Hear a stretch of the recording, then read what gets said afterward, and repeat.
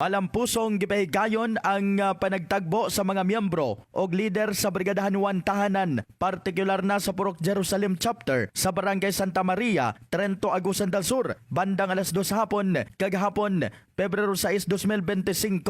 Ang panagtagbo gitumong aron nga masabutan ang mga plano o mga programa alang sa kalambuan sa organisasyon sa umaabot. Sumala kang Chapter President ni Sevilla Pariha Canales, usa sa mga gipangandoy sa grupo mao ang pagpatuman sa usa ka feeding program. Puhon sir og kuan, kaloy-an sa Ginoo, og kuan.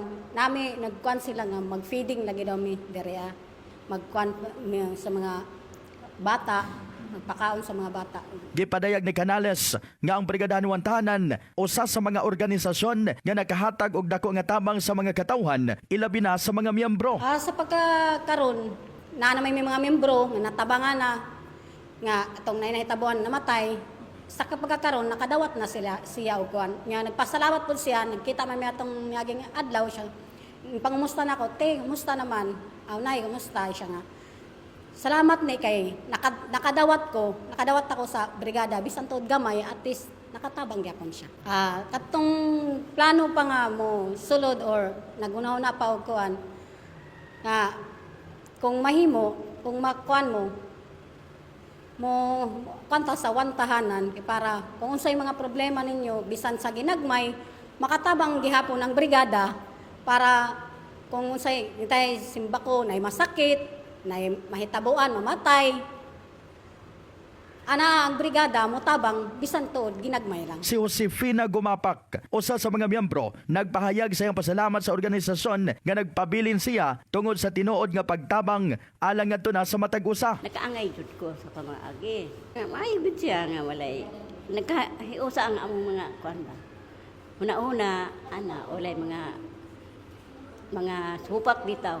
Manay amo ang kuan. Nagpasalamat usab si Nilda Bukong, ang chapter treasurer sa tanang mga suporta nga nadawat sa grupo o sa komunidad. Ayaw gid ang ilang pagkuan sa amo pagdumala. Dahil ito sa una ka nagkakuan man to, guliyang man to. Daghan ng undang, wala makasabot, Pero karon, bubalik na gyud ta sa Brigadahan 1 Tahanan. Sa laing bahin, gisugyot ni Arjeline Batangan, Community Engagement Specialist sa Brigadahan 1 Tahanan, ang pagpalapad sa mga programa nga magamit sa tanan o mahimong dugang kaayuhan alang sa mga miyembro. Ang target nato ang objectives nato is pares gud nang nain mga namatyan.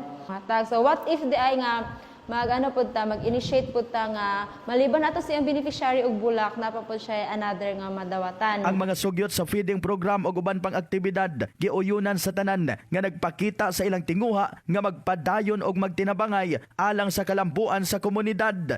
Samtang nagapadayon ang oryentasyon sa Brigadahan 1 Tahanan, ang mga interesado nga mahimong miyembro mahimo lamang nga makikoordinar sa Community Engagement Specialist pinaagi sa numerong 0994-7588-983. Ang Brigadahan 1 Tahanan, padayon nga nagapalapad sa kausa aron daghan pa nga mga katawhan ang matabangan. In the heart of changing lives, kini si Brigada Chris Chad Talimudaw Cabanyas, Brigada News.